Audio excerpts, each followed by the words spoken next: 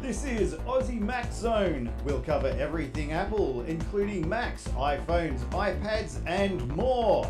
All this from an Aussie perspective. Sit back, relax, and insert yourself into the zone. The Aussie Mac Zone. Hi everybody, welcome to show 239 Aussie Mac Zone. A couple of weeks to go for the Worldwide Developers Conference, so we're looking forward to that, or a week to go I think. Another show after this one, yep. And we're lucky enough to have Garth. You can go first tonight. How are you, buddy? G'day Michael, g'day Zarn. Hey Garth, how are you, mate? Boys, how are you? Yeah, good. Hey Michael, just before we get started, can I get you to adjust your camera just a little bit the opposite way than before? Yep. A little bit now, back the other way, just a touch. Perfect. I just wasn't getting your whole beautiful face in the shot, mate. I know listeners and watchers really need to see that. So yeah. So this week, our sponsors are athwebhosting.com.au and aussietechradio.com. And we've got some Aussie Apple ramblings. But before that, I want to start with some phone calls I've had over the past couple of weeks. They say, and it's a really noisy environment too, except when the girl's talking. It's like, it's the Bitcoin survey group. And it's from lots of different numbers. And if you ring the number back, like it'll be a mobile number or a New Zealand number or, a Melbourne number or another mobile number, and you ring the mobile back and it got nothing to do with the Bitcoin survey group. So I don't know what's going on, but I would be keeping well away from it. They're obviously doing something. So, yeah, please be very aware. I think I actually got a call from someone today and I didn't know what number it was. It was just a mobile number and I called it back and it just said, all our customers are busy right now, we'll get back to you. Yeah, no, I've actually run back and the girl at the other end said, I've got no idea who that is. So please be aware. Yeah. It's very shady. So I don't know what they're doing. Now, Samsung owes Apple, US $539 million for patent infringements.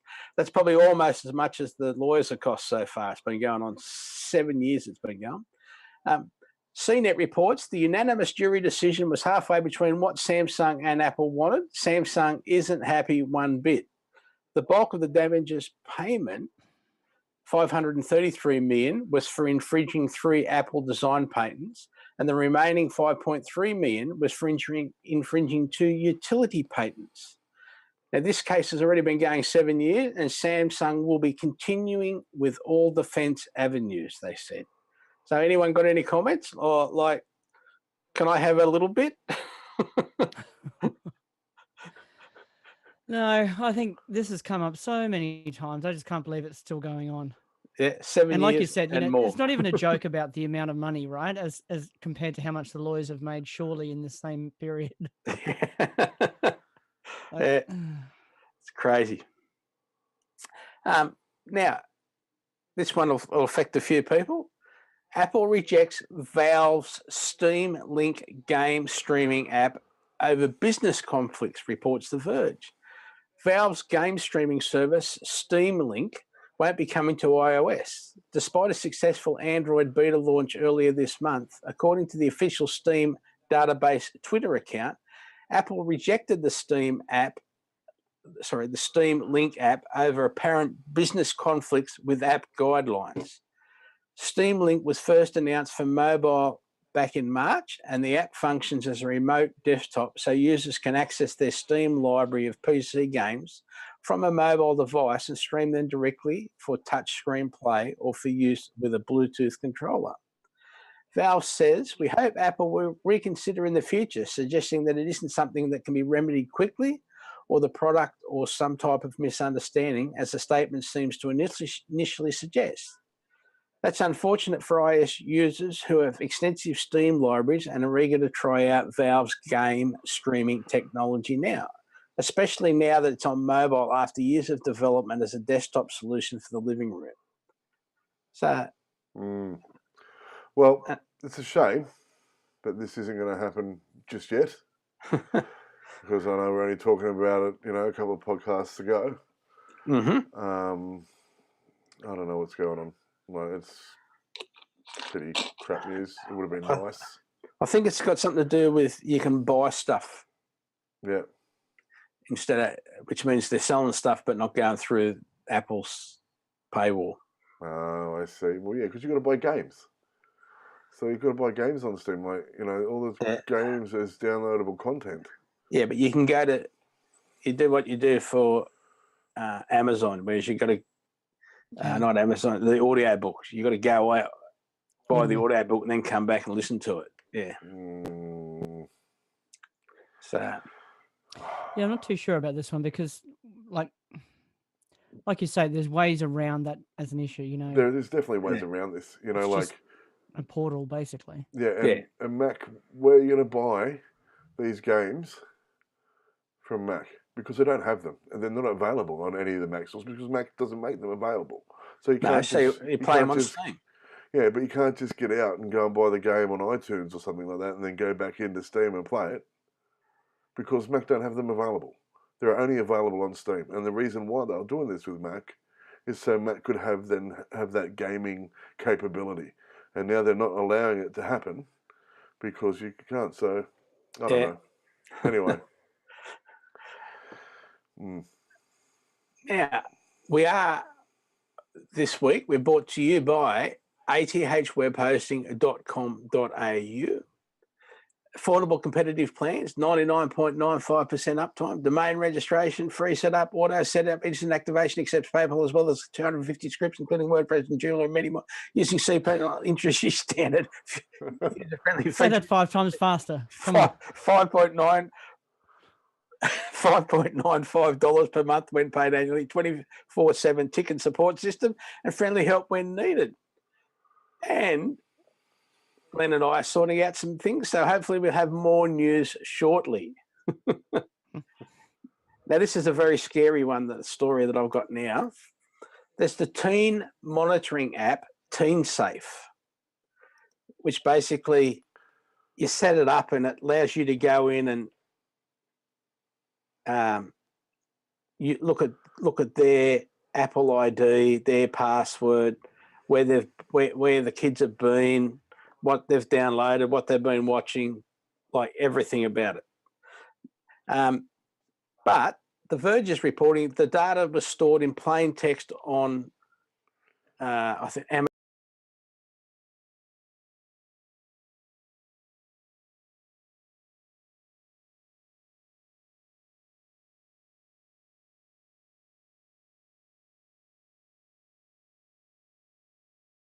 Cloud service was accessible by anyone without a password, giving them entry to highly personal data, including Apple IDs. The data, including passwords, user IDs, was stored in plain text, even though TeenSafe claims on its website that it uses an encryption to protect user data. The TeenSafe app allows parents access to their child's web browser history, text messages, including deleted SMS and iMessages, and as well as messages on WhatsApp and Kik, K-I-K.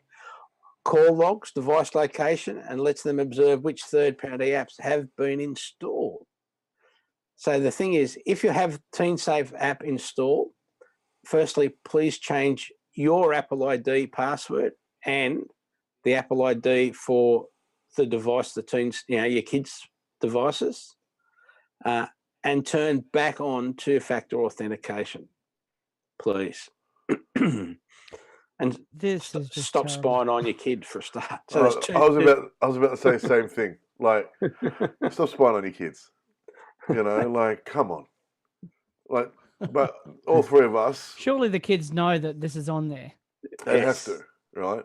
And Yeah, not just that. Like, kids aren't stupid. They're normally smarter than their parents because they're more tech savvy at this sort of stuff anyway. So they'll either get into the computer and take it off, or they just know how to word around it. On the phone, yeah. Yeah, on the phone and take it off, or they just word around it.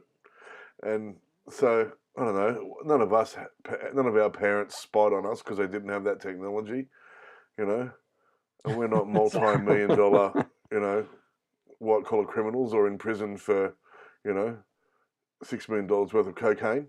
So Yes, I think we turned out all right. So, you know, I don't know. It's debatable. So, yeah. Well, look, we can't talk about that, all right? We told Michael we wouldn't. So, yeah, we just, please, if you choose to keep an eye on your kids, but be aware that everybody's got your data right now, so you need to go and change everything straight away. Like as soon as you stop listening to us, go and change it, then come back and finish the show. That's right. It's that Do it important. now. Yeah. Now, Garth, did you read the show notes this week? I did. You did, so we're up to the one. Sound like a loaded question to me. Don't sound surprised. Come on. I read them a good 15 minutes ago. Yeah. And I even sent them out on It's time to Saturday. prepare. Yeah, send them out on Saturday. Probably talking Took me about the ages to find accessibility it this one, morning. yeah? That's right. Yeah. So I have a mission for our Aussie Mac Zone listeners. Please email Apple at accessibility@apple.com and ask them to include some sort of acknowledgement on the app stores, both Mac and iOS, that an app has accessibility features coded in. At the moment, you need to buy an app only to find it has no accessibility features. And after the initial acknowledgement method, perhaps a rating for the amount of inclusion. That's accessibility@apple.com. So what do you reckon? Right. There's a bit of debate about this even in the accessibility community, really. A lot of people are saying, look, it shouldn't be allowed through App Store approval without done. Now, you can't make all apps accessible. Lots of, really, in terms of accessibility for voiceover, there's lots of different versions of accessibility even, right? So just for labeling buttons even, because you'll open up some apps and it'll be button, button, button, button, button, because they haven't bothered labeling any of the buttons. Yeah. Or there'll be default buttons like, trash bin emoji image /_ button, or some stupid thing like that, where quite clearly you can work out, okay, so that's the trash. Now, there'd be automated testing that Apple could run over apps to make sure that standard UI elements that were included out of Apple's own palette of controls had been properly labeled. And that, I think, would be a minimum. And probably all you could really ask. Whenever developers do their own custom controls, they always are a little bit more dodgy in terms of accessibility. Some developers will, do proper labeling of those and make sliders that actually work and so forth. Whereas others will just not even realize that it's a thing.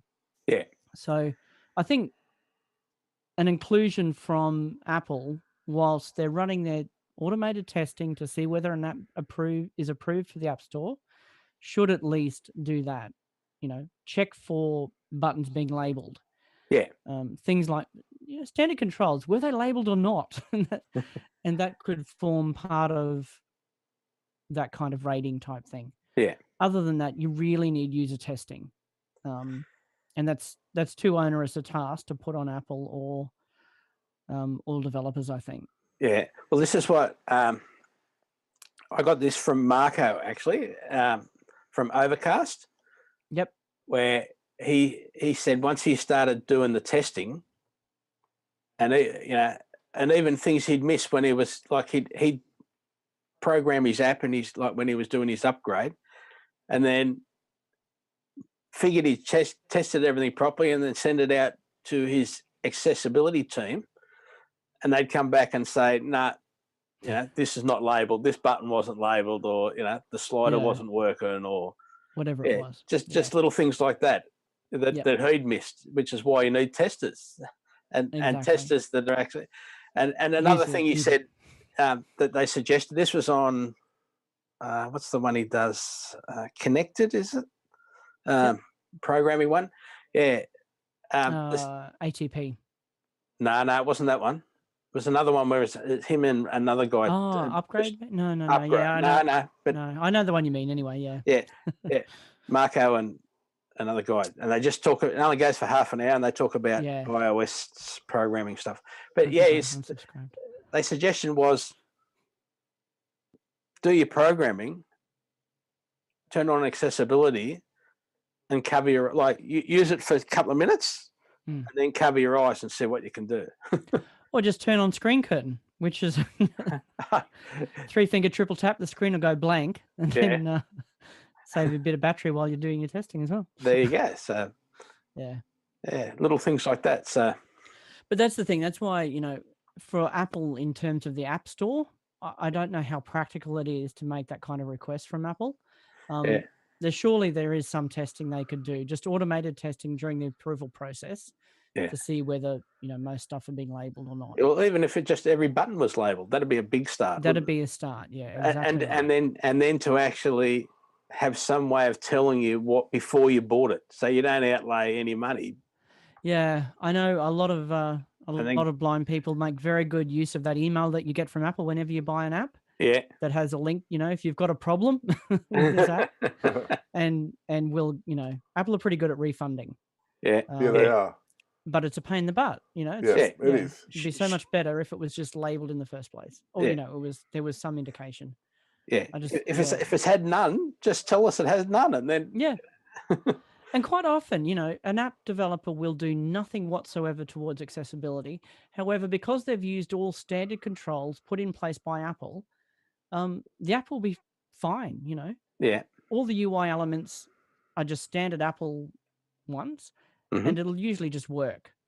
You might have some weirdly labeled buttons, like I mentioned before, inherited from an image they've used on it or something like that. Yeah. But you'll be able to use it. It's when developers do their own custom controls because they don't want to use the Apple ones. Yeah. That you end up having more problems usually. Yeah. So that's accessibility@apple.com. There we go. Yeah. So. Reminder this week, we are brought to you again by Aussie Tech Radio at www.aussietechradio.com. We've got our award-winning Aussie Tech Heads podcast, our Aussie Tech Crypto podcast, My Tech Opinion podcast, and other podcasts from around Australia playing 24/7. And there's always something you'll pick up, always some little thing you'll pick up. Now, iOS 12 will reportedly include new NFC features to enable iPhones to become, for example, secure hotel room keys. This is cool, actually. I like this article. The information reports that Apple will be taking a big leap in iOS 12, giving some third-party developers full access to the NFC chip inside the iPhones, first introduced in the iPhone 6. The report says Apple wants the iPhone to be used in many more contactless interactions beyond Apple Pay payments, like acting as a hotel door key or as a virtual transit card for easier transportation, which is what they use. You can do it in England at the moment. You can, our Opal card, for example, down here, which you just swipe to get in, you can actually use your phone in England. So, on the trains and buses and stuff. Yeah. So that's great.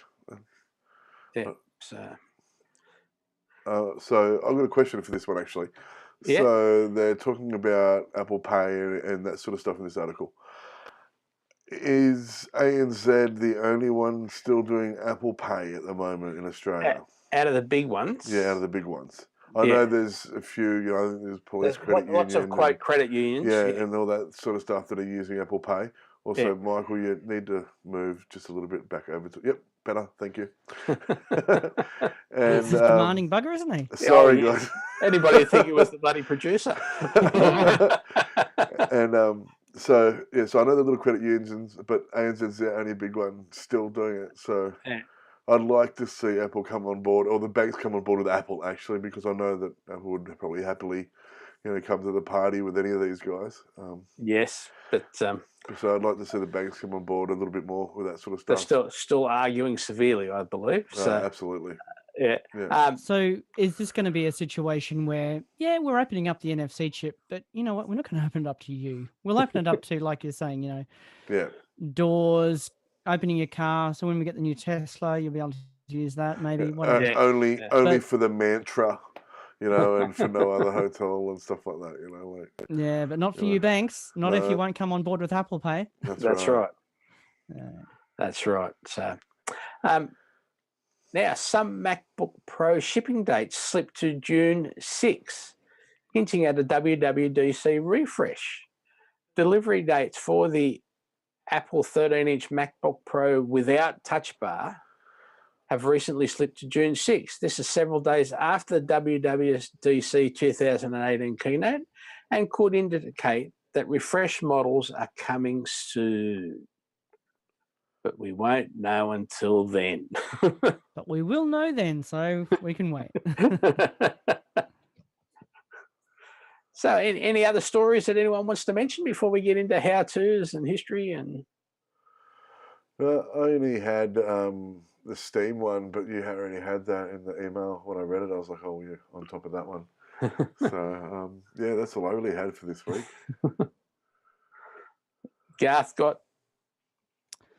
No, nothing of excitement. Nothing. I know it's very... most of the stuff there. How's your stuff going, Gar?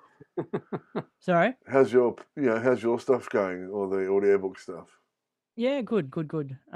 Making slow progress, though. Really slow progress, unfortunately. Well, you've got to learn to talk faster. That's all. Yeah, no, that's not it. I've kind of got sidetracked in a lot of in a lot of updates to the actual software. Oh, yeah. To Reaper itself, which a whole new key map and stuff like that. So that sort of, you can't really do a tutorial on key maps if they're changing. So, so. All right. But good. That's good. Anyway, it'll test your patience, won't it? It does. It does. Now, iPhone and iPad. This is something that I've had to do recently, particularly when I thought it was my phone's playing up, but it ended up being Telstra the other day. Big time. But how to cycle your cellular radio. So one of the most frustrating things is having no service or being stuck on a cellular tower that may be malfunctioning. Luckily, there's a way to force your phone to refresh its radios to potentially connect to a better tower. Oh. While this isn't a 100% workaround, it will resolve most issues, especially if your phone or iPad is stuck saying no service. So you go into Control Center, which is swipe up from the bottom or down on the right corner for an iPhone 10. Tap on the airplane mode icon. Wait at least 5 seconds for the radios to completely power off. Now tap airplane mode again, and your iPhone or iPad will now be searching for cellular service again. Very simple. Yeah, that's really easy. But, yeah. I've had that problem a lot lately, and I didn't actually think of turning on airplane mode and off again. I've just been rebooting my phone when I get an SOS. Yeah. It's also because you're in Queensland. Yeah. Are you with Telstra, Garth? Yes, I am. So did you have fun the other day? No, not at all. It was fine. Yeah. I think I lost service for a little bit, but I didn't even notice because I was just at work anyway. Yeah. It was shocking. Yeah, I didn't have any Are you with Telstra, issues, Michael? really. Yeah, I'm with Woolworths, which is with Telstra. Yep. Okay. And it went to crap while I was trying to talk. It went to crap when I wasn't trying to talk. It just had nothing. Yep. It didn't even have no service. Well, that's your problem. You're with Woolworths. Don't you know they're the fresh food people? They've got nothing to do with phones. So, it's true, but his phone's very tasty. when it's fresh. That's right. I'm with Optus, and I have none of these problems. Thank you for telling me about it, though. So, this week in Apple history, I've got it on my phone here. So, here's a lot of things we won't remember. Apple co-founder Steve Wozniak throws the second US festival over Memorial Day weekend in Southern California, with 25 different bands on the schedule. The Clash, Men at Work, Stray Cats, Flock of Seagulls, just to name a few. The Divinals, In Excess, Judas Priest, Ozzy Osbourne. Now, apparently Was lost an estimated $20 million on the two US festivals, but he had fun and still considers them successful. So it's his money. He can do what he likes. Well, that's right. And he had fun. he had fun, and by the sounds of it, seen some fantastic bands. Yeah. You know, I think I only ever got to see like the Divinals live once. You know, and it's showing my age.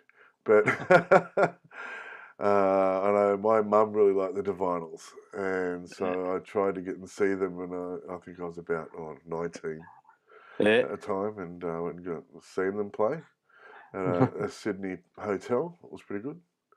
On other news too, like as you asked, I just remembered. I watched a show called The Goldbergs, and it's in. I think I'm watching the third season. The fourth season now, and the main character was talking about writing books because he likes Stephen King. It was a big inspiration. And he goes on to write his book with his home computer, and it is an Apple II. Yeah. Yeah. And I remembered about that because we already spoke about it a couple of, I think it was the last podcast, the one before.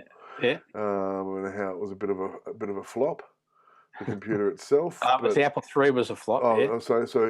I apologise. Yeah. So he had the Apple II, and he's there typing away, and it had the logo on the front and everything like that. And I thought, that's really cool that it showed, that he was actually working on. That was his home computer at the time. Well, I was at a school last week, and they still had in the library, not working at presently, but has been working on display, the computer out of their office was an Apple II GS. Oh, so it was the Apple II GS with the display. 1989 or something that came out, didn't it? The image late 1980s. Yeah. The floppy disk drive with 5 1/4-inch discs. Yep. Where you just put a notch in them and turned them over because they were double-sided, but only worked on one side in those particular disk drives, and they were all still working. Oh wow, that's really cool. Awesome. I was crying. I was going, oh. Yeah. Yeah. Did they offer for you to take it home? No, it would already be at home. This week in 1985, Apple CEO John Sculley thwarts a coup by Steve Jobs. On the eve of a trip to China, Sculley was tipped off by Jean-Louis Gasset, VP of Product Development. Jobs planned to overthrow him during his absence. In the face of flagging Mac sales and an industry downturn, Sculley had planned to take the Mac division away from Jobs. Steve tried to sway Apple's board on his side, but they authorised Sculley to strip him of operational responsibilities. Jobs had little to do, and so he resigned 4 months later to found Next. Now, in 1992, Apple CEO John Sculley demonstrates the Newton prototype for the first time at a summer consumer electronics show in Chicago. Sculley's remarks that the previous year had been construed as an estimated $3 trillion market for personal digital assistants within the decade. So expectations were high for Apple's innovative PDA, the company's first major new product since the launch of the Mac 8 years prior. The first Newton message pad wouldn't ship for more than a year, and it was widely ridiculed for its poor handwriting. 1997, Apple begins accepting orders for the 20th anniversary Mac, which will ship in June, announced at US $9,990, but cut to $7,500 on release. This stylish computer featured an active matrix color LCD borrowed from the PowerBook line, a logic board with a 250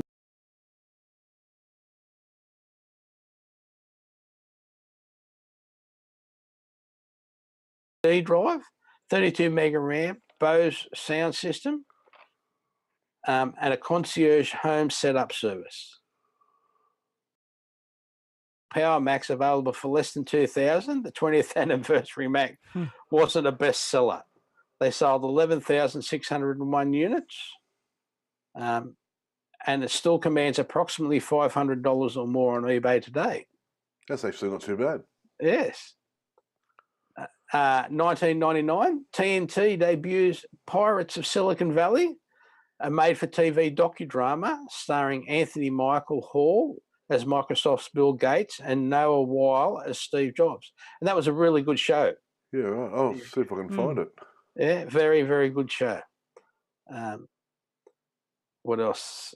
Steve Jobs' other company, Pixar Animation Studios, releases Finding Nemo, the 5th full-length computer animated feature. That was in 2003. Will become the highest-grossing animated feature ever, only to have that distraction taken away in 2004 by the release of Shrek 2 by rival DreamWorks.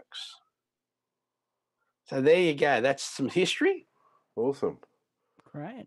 Yeah. So Now, does everyone know, because they're all talking about like PDF Pen Pro and stuff, and they're talking about signing a PDF. Do people know how to sign a PDF? yes. You open it in Preview. Yep. You go to Signature. You sign a plain piece of paper. You hold it in front of the camera and put it where you want to on the screen. Boom. And then you can email it from there back to whoever wanted that signed bit of paper. Very simple. Just Google it. Plenty of people will show you in videos how to do it. Yeah, it's not hard. And also on your phone, through emails and stuff like that, you can just use your finger in the yes, you can do that as well. Yes, and actually sign away and like annotate it. Yep. Yeah. And one other little story that came up during the week was there's a French satellite TV company who are offering Apple TVs as their set-top box from now on. Oh, that's awesome. So, if you want to have the TV, there's just an app on the set-top box. You get charged per month for the Apple TV, and that's on top of whatever your subscription service is. Yeah, that's really cool. So, I've got a Fetch box at the moment. I should buy an Apple TV box one of these days. Have you not? Unbelievable. I know. But, now, it came free. I remember when I was doing Fetch just on my computer. Yep. When it first came out. Yep. And that was with TPG, I think. Yep. But I don't think it mattered who it was with. I don't know whether they had. No, it doesn't matter. It's when it first came out. I don't know that it was TPG only back then. But anyway, cool. And like we're talking 6-7 years ago. Yeah. Now, don't forget, there's a show notes link each week on our show uploads. Spotify, just do a search for Aussie Mac Zone. Apple News, just do a search for Aussie Mac Zone. And I believe we didn't have any problems this week with our Overcast, our last show with Overcast. So we had an issue, but he did say he listened to it again. Maybe he hadn't waited for it to download properly, because he said there was a bit of noise and then it just played properly all the way through. So maybe there was just some hiccup with his downloading. Yeah, maybe. Yeah, no, I didn't. I try to hear get all the noise now before we start. So yeah. Thank you to our sponsors this week, being athwebhosting.com.au and Aussie Tech Radio, and you, our listeners, who are our most important supporters. Thank you. Thank you very much, Garth, for being here. Thank you for having me, guys. Thanks, Garth.